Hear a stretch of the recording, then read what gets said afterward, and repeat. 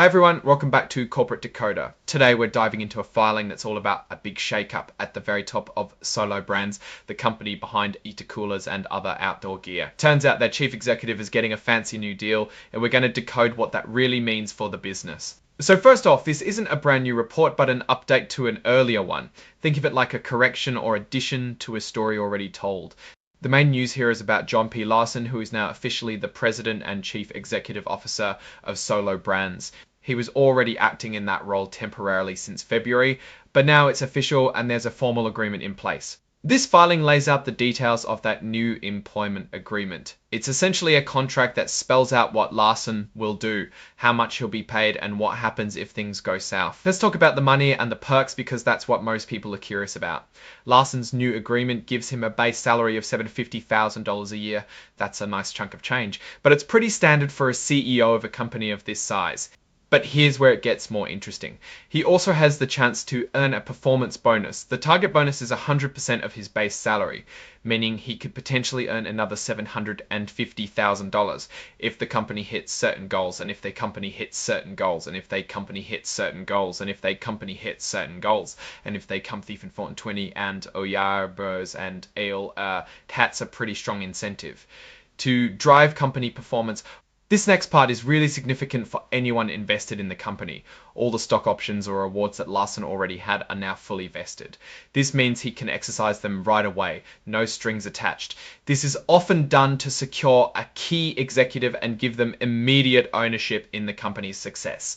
On top of that, when the company sets up a new pool of stock for management, Larson will get a special one-time grant. This grant will be worth 6% of the company's total shares. 25% of this new award will vest immediately, and the rest will be spread out over the next 3 years, as long as he stays with the company. That's a huge stake in the company's future, aligning his personal wealth directly with the stock price's performance. Now, what happens if things don't work out? The agreement also outlines what Larson would receive if he's let go without cause or if he leaves for good reason.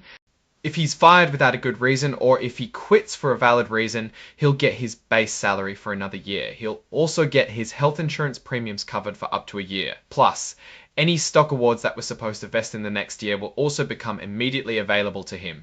This is a pretty standard golden parachute or severance package, designed to soften the blow if an executive is let go.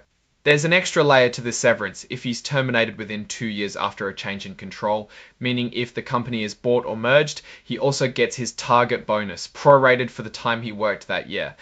This is often included to encourage executives to stick around through potentially uncertain merger or acquisition periods. Of course, with all this comes responsibilities. Larson will be bound by confidentiality agreements and restrictions. This means he can't just go and reveal company secrets. And for 18 months after he leaves, he can't compete with Solo Brands or try to poach their employees or customers.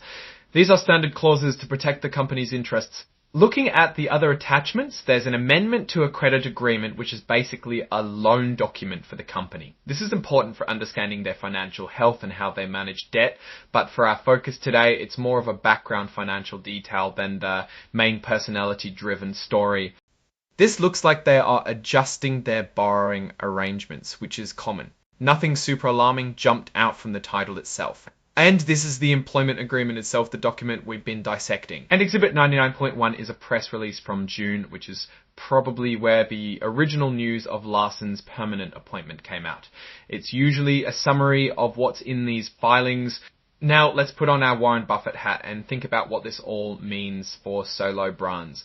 Hiring a permanent CEO and locking them in with a strong compensation package, including significant equity, signals confidence from the board. It suggests they believe Larson is the right person to lead the company and they're willing to pay top dollar and give him a good chunk of ownership to make that happen. The structure of his compensation with a large base salary and substantial performance bonuses tied to hitting ambitious targets is designed to motivate him to truly drive value for shareholders.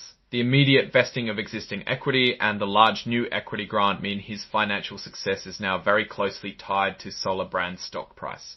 This is good for investors if the company performs well, but it also means he stands to lose a lot if the company underperforms well.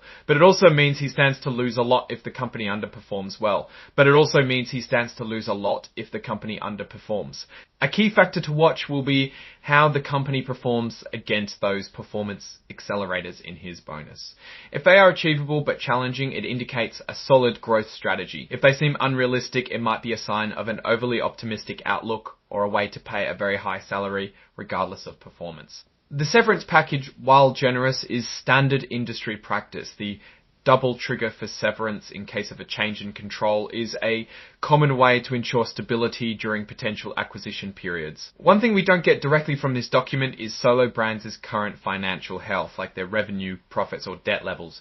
This filing is primarily about the executive compensation and the CEO's employment terms. To get the full picture, we need to look at their quarterly 10Q or annual 10K reports. However, the commitment of significant equity to the new CEO does suggest the board sees a significant upside potential for the company that justifies this level of investment in leadership. In summary, this filing is about solidifying leadership at Solo Brands. They've brought in a permanent CEO and are incentivizing him heavily with salary, bonus potential, and substantial stock awards. This move signals stability and a focus on growth, but the ultimate success will depend on whether the company can hit those ambitious performance targets to unlock Larson's full compensation and, more importantly, drive value for all shareholders. What's your take on this new executive deal for Solo Brands? Do you think it's a sign of good things to come or just standard executive pay? Let us know down in the comments. If you found this breakdown helpful, please give this video a thumbs up and subscribe to Corporate Decoder for more insights into the world of business filings. And don't forget to join our Discord community linked in the description below for more discussions and exclusive content. Thanks for watching, and we'll see you in the next one.